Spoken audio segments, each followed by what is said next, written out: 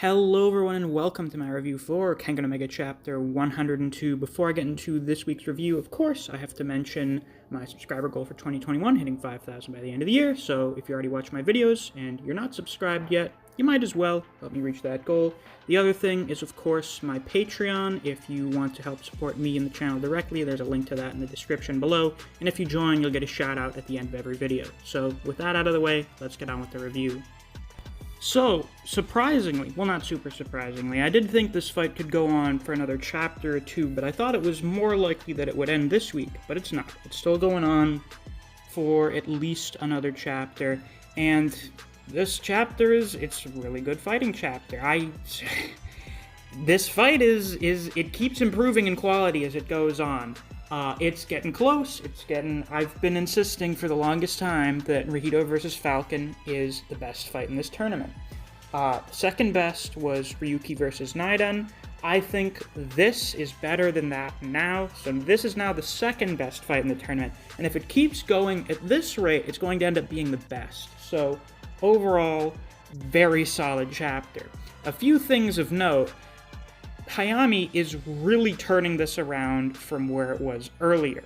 Most of the fight, like 3 chapters, was really just him getting tossed around by Jirota. Like, just getting his fucking head smashed in. Last chapter, we saw him start to turn things around a bit. And this chapter, he is really making a serious comeback. Jirota still has the upper hand, I'd say, for most of it. He's still tossing Hayami around. But Hayami has started doing some pretty serious stuff. He managed to catch the leg of Jirota's pants with just his toes, so he was kind of copying Jirota's move with just gripping someone's gi with 2 of his fingers.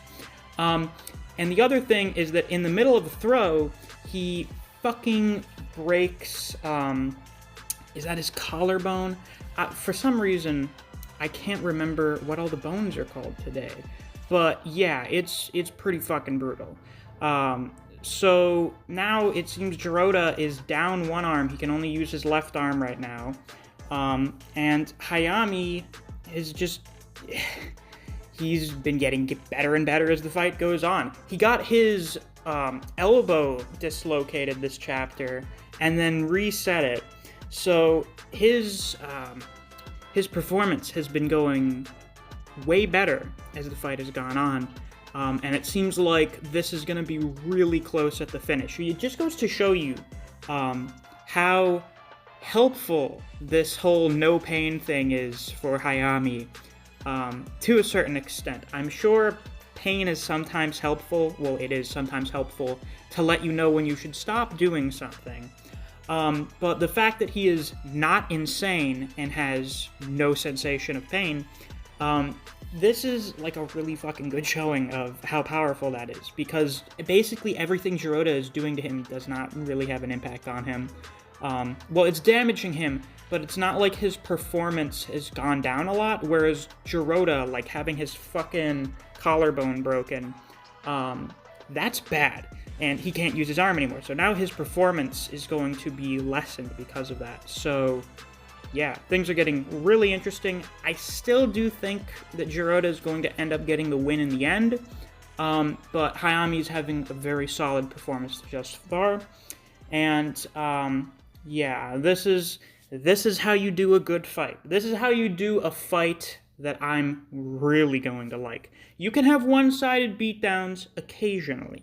There is a place for jobbers, but for the most part, I want most fights to be more like this, because it's just way more interesting. There's actual tension here. Even though I think Jirota is going to win, there's still enough room to be a little, I don't know. It keeps you on the edge of your seat. So this is really good shit thus far. Now, I would probably say the most interesting part of this chapter is actually the end, in which we go into a bit of a Hayami flashback, in which we find out that him and Meguro knew each other, and they had trained together. So, that's fascinating. I had never really thought about it before, but it does make sense if Hayami would say that Meguro was his older brother, and that, you know, if Jiroda asks him, are you related to Meguro Masakin? He's like, yeah, why? So he just doesn't even think about the fact that Meguro is his brother because he saw him all the time. It wasn't like he was just told that Meguro is his brother. He's actually seen him, he's met him, and he's apparently trained with him. So it seems like Hayami has probably been in situations similar to this one before. It certainly looks like it based on this little glimpse we've got of the flashback here. So that is very interesting. And also, it's good to see Meguro again, though he doesn't look as good with the eyes whited out. If his eyes were black like Hayami's are, like in this comparison panel, I think it would look a lot better. He looks a little off. I don't know. But yeah, that's really interesting. So, I still think Jiroda is going to end up winning this, but it seems like it's going to be more of a high diff thing. He's obviously going to have to get really serious if he can only throw with one arm. He's probably going to end up throwing Hayami out of the ring. That is the most likely outcome, in my opinion, because otherwise it seems like the only way that Jiroda is going to be able to stop Hayami from beating him is by killing him, and that will result in a loss.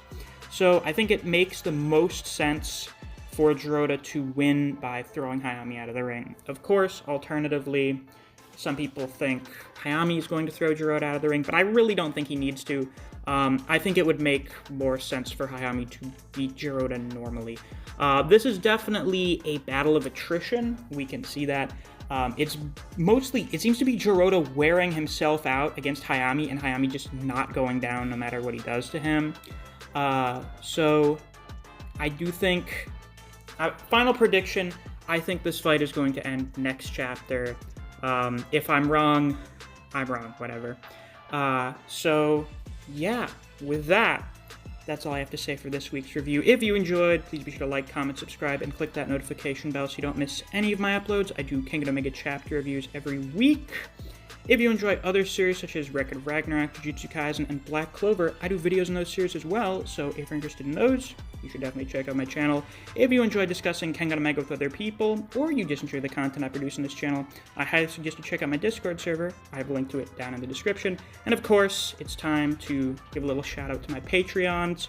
Archbears, CJ2K, The One Thread, Neo, Solo Warrior, Tyrese Simmons, DeJohn Redden, Anthony Chavez, Honey Mustard, Zach Rowitz, and my newest Patreon member, Kaga Yodi. Thank you all very much for supporting me on Patreon. I really appreciate it. It means a lot to me that you'd be willing to part with some of your money to help support me.